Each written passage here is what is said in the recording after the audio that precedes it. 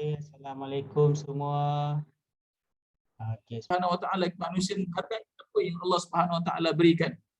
Kemudian orang-orang barat ini tidak ada hari-hari yang boleh mereka jadikan mereka bersama dengan keluarga mereka, mereka appreciate ibu bapa mereka dan sebagainya. Tetapi di dalam Islam, setiap hari adalah hari ibu bapa, setiap hari adalah hari wanita, setiap hari adalah hari kanak-kanak dan sebagainya. Kerana Islam sangat menjaganya daripada awal manusia diturunkan sehinggalah akhirnya apabila manusia dimatikan oleh Allah Subhanahu Wa Taala. Dan antara hari-hari tersebut Allah Subhanahu Wa Taala create hari-hari yang dipenuhi manusia dengan untuk beribadah pada Allah Subhanahu Wa Taala.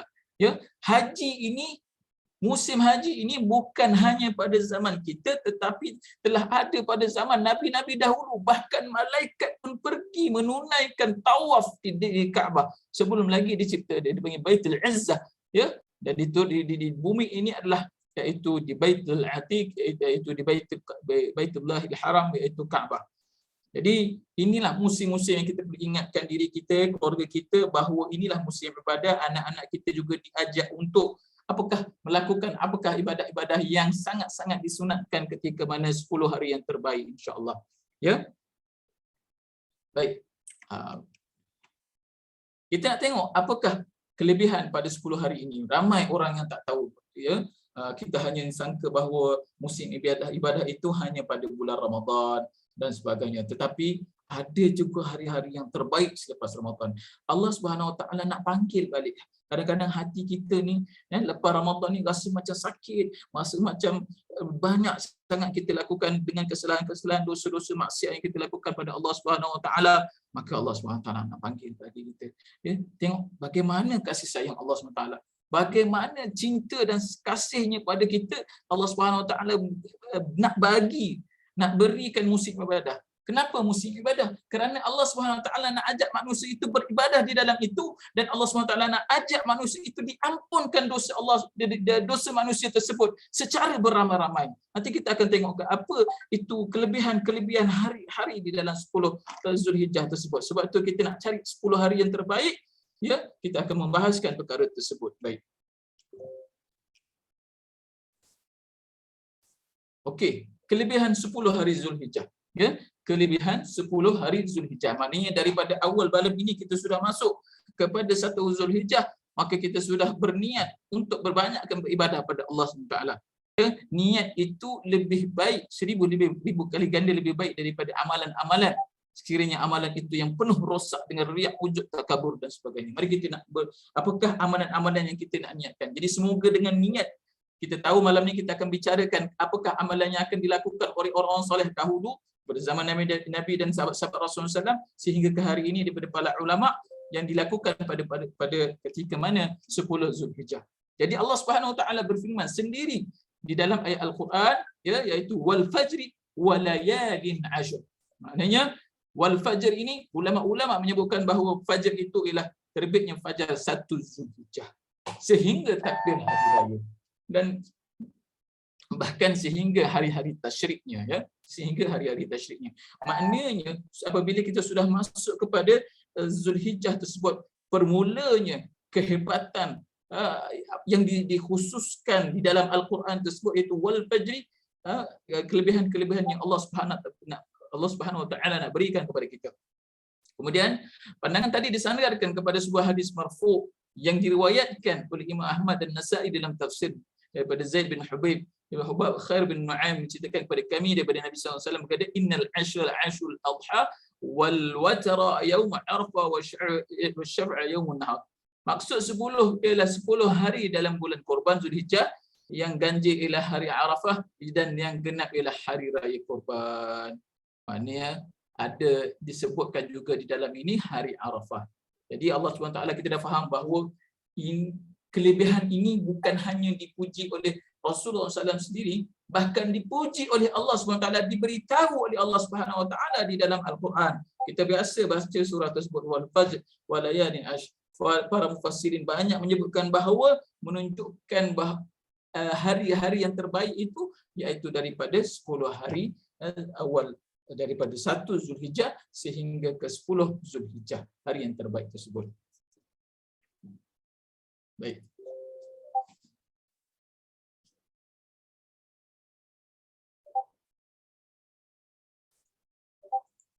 Okey, kelebihan hari 10 Zulhijjah, 10 hari Zulhijjah tersebut. Bulan Zulhijjah merupakan salah satu bulan daripada 4 bulan haram. Jadi kalau orang cakap bulan haram itu pertama sekali Muharram, Rajab, Zulqa'dah dan Zulhijjah. Ya. Jadi kalau kita kata bulan haram, apa tu bulan haram? Bulan Muharram, Rajab, Zulqa'dah dan Zulhijjah. Kenapa dipanggil bulan haram? Kerana pada ketika orang Arab ni perangai ataupun ada orang Arab dalam bulan-bulan haram ini sejak daripada zaman sebelum Rasulullah SAW datang lagi, iaitu sejak zaman daripada Nabi Allah Ibrahim AS, bulan-bulan ini dilarang untuk orang-orang Arab untuk melakukan perang dan sebagainya, dan mereka khususkan bulan-bulan ini hanya saja untuk beribadah pada Allah SWT. Cumalah ialah berubah bagaimana daripada zaman Nabi Allah Ibrahim AS sampai kepada Rasulullah adanya kerosakan akidah dengan diletakkannya patung-patung di sekitar Kaabah, dan Rasulullah SAW datang membersihkan akidah-akidah yang rosak tersebut dan kembalikan mereka menyembah Allah Subhanahu Wa Taala. Jadi bulan haram ini maksudnya bulan yang teramat mulia. Sanad hadis ini sangat hadis hasan. Selain itu 10 hari terawal bulan Zulhijjah punya kelebihannya sendiri. Ia merupakan seafdal hari dalam dunia. Kata Nabi SAW, afdalu ayyamid dunya ayyamul ashar. Ya Allah, Rasulullah SAW sebutkan sebaik-baik hari dalam dunia ini adalah hari 10 daripada awal Zulhijjah sehingga 10 Zulhijjah. Ini yang disebutkan oleh Rasulullah sallallahu alaihi wasallam. Kemudian lagi Imam Bukhari meriwayatkan sebuah hadis daripada Ibn Abbas radhiyallahu anhuma, daripada Nabi sallallahu alaihi wasallam baginda bersabda, "Ma min ayyamin amal as-salih fiha." Maknanya tidak ada hari-hari yang amalan soleh yang paling disukai oleh Allah Subhanahu wa taala ما من أيام العمل صالح فيها أحب إلى الله من هذه الأيام يعني أيام العشر. Tidak ada hari-hari yang amalan soleh yang paling disukai oleh Allah SWT untuk dilakukan melainkan hari-hari ini. Baginda memasukkan 10 hari terawal daripada Zulhijjah. Ya, qalu ya Rasulullah. Sahabat-sahabat bertanya. Jadi kita bayangkan Rasulullah SAW sebutkan tidak ada satu hari yang lebih baik dilakukan di dalamnya amalan soleh melainkan daripada 10 hari tersebut.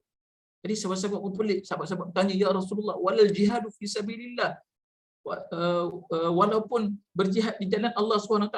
Rasulullah SAW mengatakan walal jihadu fi sabilillah, dan tidak juga jihad fi sabilillah, ya, kerana apa? Illa rajulun, kecuali lelaki yang keluar berjihad bersama hartanya kemudian dia langsung tidak kembali, iaitu syahid di jalan Allah Subhanahu wa taala.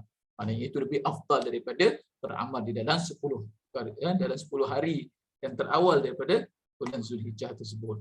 Masya-Allah, hadis ini yang diriwayatkan Imam Bukhari dan juga Abu Dawud dan Ibnu Majah dan Imam Tirmizi rahimahullah taala. Kemudian hadis marfu' riwayat Ibnu Umar mengatakan, "Ma min ayyamin a'zamu 'inda Allah wa la ahabbu ilaihi al-'amal fihi min ayyamil ashar."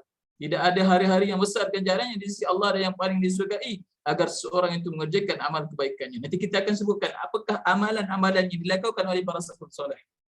Kemudian diriwayatkan dari Sahih bin Hibban daripada Jabir baginda sallallahu alaihi wasallam sabda, "Ma min ayyamin afdalu 'inda Allah min ayyami 'ashr min Dzulhijjah."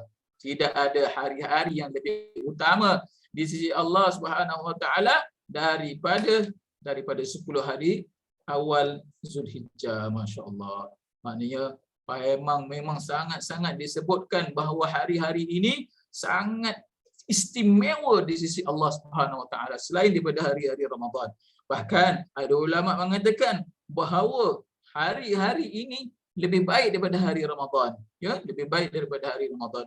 Wallahu alam. Tetapi ulama-ulama memberikan beberapa komentar. Pertama sekali, kenapa wal fajri wa layalin ash? Layalin ash ini sudah ditujukan kepada 10 malam Ramadan yang terakhir. Kerana 10 malam yang terakhir ini juga terkandungnya di dalamnya ada satu malam yang luar biasa, iaitu malam Lailatul Qadar. Adapun hari yang terbaik iaitu hari yang dilakukan amalan terbaik itu iaitu hari 10 Zulhijjah. Ulama berbahas begitu. Tetapi apa yang kita nak tekan kat sini, bahawa Allah SWT telah puji hari-hari tersebut. Rasulullah SAW telah menjadikan ia berpentingnya kepada umat Islam bahawa hari-hari ini perlu diambil perhatian, bukan hanya sekadar sibuk-sibuk dengan pelbagai urusan-urusan dunia, tetapi diperbanyakkan ibadah di dalamnya. Apakah amalan-amalan ibadah tersebut? Jadi 10 malam terakhir Ramadan atau 10 hari Zulhijjah. Jadi puasa Ramadan itu lebih baik kerana ia adalah wajib. Jadi ulama katakan betul, maknanya Ramadan itu wajib, tetapi 10 hari Zulhijjah ini menjadi yang terbaik kerana di dalamnya boleh dilakukan segala bentuk macam ibadah, amalan hati, fizikal dan harta, ya. Baik. Kemudian Sa'id bin Jubair mengatakan, jangan engkau memadamkan lampumu pada malam-malam 10 Zulhijjah. Ya? Baik. Seterusnya, apakah amalan yang boleh dilakukan pada 10 daripada 10 awal yang Zulhijjah tersebut? Pertama sekali, sebelum kita lakukan amalan soleh tersebut, kita perbanyakkan taubat kita pada Allah Subhanahu Wa Taala. Allah Subhanahu Wa Taala sekali lagi memilih kita untuk masuk ke dalam hari-hari yang terbaik dia. Maknanya hari-hari yang terbaik di sisi Allah Subhanahu Wa Taala, Allah Subhanahu Wa Taala menjemput kita untuk masuk ke dalamnya dan kita melakukan amalan ibadah tersebut dan kita menjadi orang yang terbaik di sisi Allah Subhanahu Wa Taala, maka kita berhajat kepada taubat. Banyak sangat kita melakukan dosa pada Allah Subhanahu Wa Taala. Antara kita punya Ramadan sehingga sekarang ini, banyak sangat kita melakukan dosa kita dengan Allah Subhanahu Wa Taala dan dengan manusia. Kita bertaubat pada Allah Subhanahu Wa Taala. Apa paling kurang taubat kita? Kita beristighfar kepada Allah Subhanahu Wa Taala. Baik. Seterusnya kita menjauhi maksiat daripada maksiat tersebut. Maknanya kalau kita taubat, kita kena jauhi maksiat. Ya, setiap kali kita bermaksiat pada Allah SWT, mari kita kena beristighfar kepada Allah SWT. Kita tidak mahu hanya dipadam dengan sebentar kita bertaubat, kemudian kita beristighfar, kemudian kita kembali melakukan maksiat. Na'udzubillah min dzalik. Kemudian tuan-tuan dan puan, marilah kita sama-sama cek balik solat kita. Ya, cek balik solat kita. Kalau kita rasa ada rasa kekurangan dalam keluarga kita, tiba-tiba tidak ada rasa mawaddah dan mahabbah, tiba-tiba kita banyak berlakunya anak-anak kita kurang mendengar kita dan sebagainya, kita cek balik solat kita. Kita cek balik solat jemaah kita dengan keluarga kita. Kita cek balik solat di awal waktu kita. Cek balik solat anak-anak kita. Cek balik solat kita, adakah kita sudah merasakan khusyuk kita pada Allah Subhanahu Wa Taala. Kerana inilah yang akan membentuk keluarga kita. Ya, kalau kita ada harta inilah yang lebih utama kepada anak-anak kita, didikan solat tersebut dan didikan Al-Quran tersebut. Ya, baik. Kalau kita rasa sebelum ni susah, ya, lepas Ramadan ni kita dah susah pula nak pergi ke masjid, maka kita pergi hari-hari yang 10 ni kita bina balik diri kita, sembahyang jemaah di masjid, ya, sembahyang berjemaah bersama keluarga, ya, sembahyang berjemaah di awal waktu, ya, kita kembali tune balik kita punya jiwa, hati kita tune balik. Ya, dan jangan lupa pula kita perbanyak pula amalan-amalan sunat kita. Solat duha, solat orang kaya, iaitu solat sebelum daripada fajar. Solat raka'atainil fajr khairun minad dunya wa ma fiha. 2 rakaat sebelum fajar. Iaitu solat sunat sebelum fajar itu lebih baik daripada dunia dan seisinya. Iaitu solat-solat sunat selepas dan solat dan sebelum.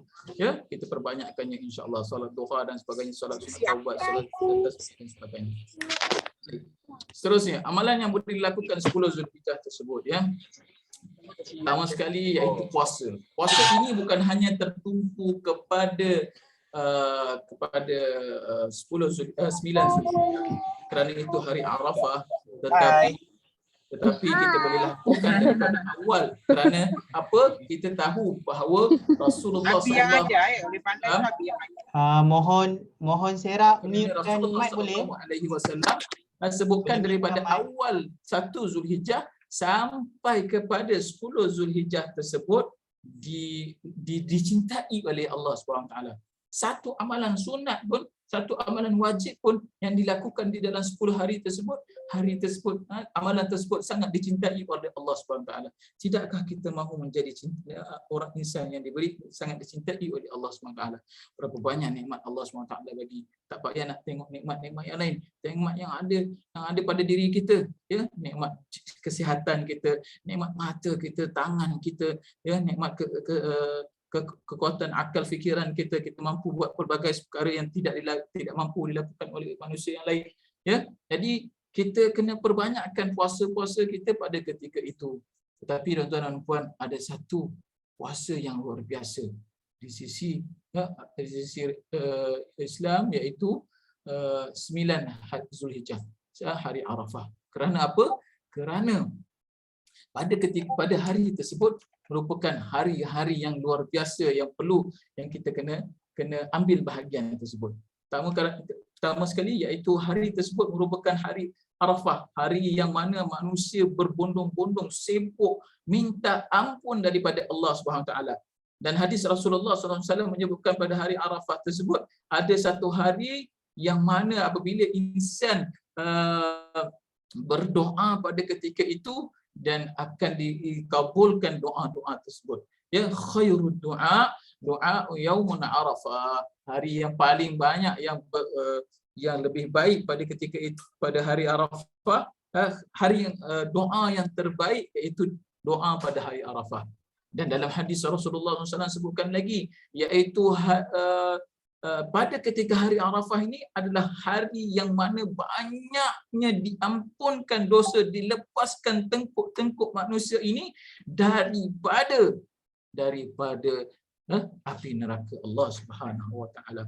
Ya, dan dalam sebut hadis Rasulullah SAW riwayat Imam Muslim, yukfarus sanatul madiyah wal baqiyah. Ya, kalau kita tengok dekat sini iaitu daripada Abu Qatadah radhiyallahu anhu bahawa Rasulullah SAW bersabda apabila ditanya tentang puasa pada hari Arafah, yukaffirus sanatal madiyah wal baqiyah, puasa pada hari tersebut akan menghapuskan dosa setahun yang lalu dan yang akan datang. Kalau kita kerja pada hari itu, tapi kita hari ini kita akan hari Sabtu, ya, jadi mungkin kita tak kerja. Jadi hari itu kita ajaklah suatu keluarga, kalaulah kita tak puasa daripada awal Zulhijjah, maknanya hari tersebut kalau boleh paksakan diri kita, keluarga kita semua ramai-ramai puasa. Kalau tak cukup lagi, kita taja pula di masjid buka puasa sebab kita nak dapat pahala orang yang berpuasa pada ketika hari itu. Ya, kalau boleh kita jadikan dia adalah satu pesta. Kalau saya di Syria dahulu, memangnya adalah satu pesta ibadah hari Arafah. Luar biasa, digantungnya berbagai hiasan-hiasan di jalanan tersebut nak menggambarkan hari tersebut adalah hari yang luar biasa, ya, itu hari Arafah. Kerana apa? Tadi kita dah dengar hadis Rasul sebutkan bahawa tidak ada satu hari yang doa-doa yang pada hari Arafah tersebut adalah khairul doa, doa yang paling hebat sekali. Dan Allah SWT dah sebutkan, dah janji dah pun pada ketika hari Arafah tersebut akan diampunkan, dilepaskan tengkuk-tengkuk manusia daripada api neraka sebanyak-banyaknya. Bukan hanya pada orang-orang yang berada berwukuf di Arafah, bahkan kita juga yang berada di seluruh dunia. Ya, orang haji dia dapat 2 fadilat. Satu, tempatnya di Arafah, ya. Yang kedua iaitu masanya. Tetapi tuan-tuan dan puan, kita tidak terlepas daripada fadilat masa iaitu hari Arafah. Tetapi tuan-tuan dan puan, ustaz, macam mana pula kalau di Mekah, ya, wukuf Arafahnya pada hari Jumaat dan hari rayanya hari Sabtu. Jadi saya nasihatkan diri saya dan keluarga saya, kita nak keluar daripada khilaf dan pelbagainya, kita puasa hari 8 iaitu hari Jumaat dan juga hari Sabtu. Kalaulah kita dapat, maknanya kita pun dapat hari Arafah yang betul-betul berada di Mekah, dan kita dapat juga hari Arafah yang berada yang ditentukan oleh hukumah ataupun kerajaan kita di sini. Ya, tuan-tuan dan puan, 10 daripada awal sampai ke 10 Zulhijjah, jangan lepaskan perkara-perkara tersebut. Ya, perbanyakkan puasa. Dan kalau boleh hari 9 Zulhijjah tersebut kita puasa beramai-ramai. Kalau kita mampu, tajalah makanan berbuka puasa di surau dan sebagainya, ataupun berilah kepada pusat-pusat tahfiz, berilah makan kepada anak-anak yatim, berilah makan kepada orang-orang yang susah, kerana Allah Subhanahu Wa Taala akan pandang pada ketika itu. Ya, kalau boleh pada hari Arafah tersebut, pada petangnya lepas asar sampai ke maghrib, kita keluar.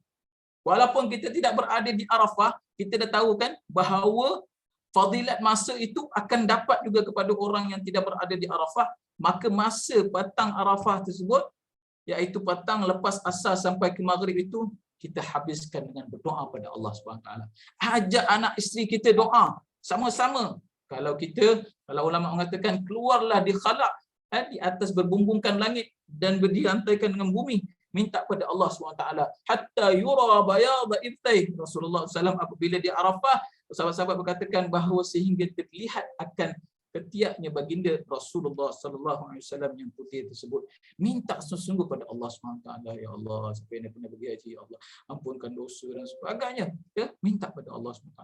Ya, baik. Kemudian, ya, infak dan bersedekah. Dan rajin-rajin. Infak dan bersedekah ni bukan kita tunggu orang datang. Kita yang mencari manusia tersebut pada ketika hari tersebut, 10 hari ini. Ya, kalau mungkin kalau kita ada lebih rezeki, ya, setiap hari itu kita allocate sedekah-sedekah subuh kita untuk orang-orang miskin, fakir miskin, saudara-saudara kita ataupun yang berada di Palestin, yang berada di Syria dan sebagainya. Ibda' biman ta'ul, iaitu bermula dengan keluarga kamu. Kemudian kita banyakkan antara amalan yang lain iaitu berzikir dan bertahlil dan bertahmid. Wadhkurullaha fi ayyamin ma'dudat. Allah SWT sebutkan wadhkurullaha fi ayyamin ma'dudat, iaitu sebut nama Allah SWT pada hari-hari yang tertentu. Kemudian sebelum hadis marfu' riwayat Ibn Umar menyatakan fa'akthiru fihinna minat tahlil la ilaha illallah wa takbir Allahu akbar wa tahmid, iaitu memuji Allah, iaitu alhamdulillah. Maknanya kita kena perbanyakkan. Jadi orang bertanya, macam mana banyak itu? Banyak itu kalau lebih daripada 300 zikirnya. Ya, la ilaha illallah lebih daripada 300, ya, takbir itu lebih daripada 300 dan tahmid itu lebih daripada 300. Kemudian yang terakhir, yang amalan yang kita boleh lakukan iaitu menyediakan binatang korban untuk dilakukan. Siapa ada rezeki, maka dia disunatkan, ya, disunatkan sunat muakkad untuk dilakukan menyembelih binatang korban. Kalau tak dilakukan di dalam negara, lakukanlah di luar negara, ya, paling tidak kena lakukan, ya. Tapi kalau tak ada kelebihan dan sebagainya, itu tidak ada masalah, ya. Tetapi kalau ada lebih ni macam mana? Kita dah lebih daripada rezeki kita makan, pakai dan sebagainya, maka itulah lebih dari kelebihan daripada rezeki kita, maka kita laksanakan binatang korban kita. Tuan-tuan dan puan, insya-Allah saya rasa kita mampu untuk lakukan, tak banyak pun. Pertama sekali tadi dengan kita bertaubat, kemudian kita jaga solat kita, solat malam, solat rawatib dan sebagainya, ya. Kemudian kita jaga solat-solat sunat kita, kemudian kita perbanyakkan puasa. Paling ingat jangan lupa iaitu puasa Arafah, sama ada 8 ataupun 9 kita combine-kan, ataupun hari 9 sahaja iaitu pada hari Sabtu tersebut. Kemudian kita perbanyakkan infak dan sedekah, rajin-rajin mencari orang miskin, kita banyakkan berzikir, bertahlil, tahmid dan banyakkan selawat kita pada Rasulullah SAW. Ya, kemudian kita menyediakan binatang korban tersebut. Baik. Ada orang tanya kepada saya, kenapa kita tak mampu pergi haji dan sebagainya. Ya. Jika kita tidak mampu menunaikan haji ke Baitullah, maka jangan lupa masjid dan kampung kita juga rumah Allah dan kita boleh sentiasa melaziminya dan mengimarahkannya. Kalau kita tak mampu sampai kepada Baitullah, kita mampu infakkan tambangnya buat fakir miskin. Ada orang tak mampu, kita ada duit tapi kita tak mampu nak pergi, tak buat haji. Kita rasa cemburu. Tapi kita ada duit, kita bagi kepada orang-orang yang mampu, fakir miskin. Ya, masya-Allah.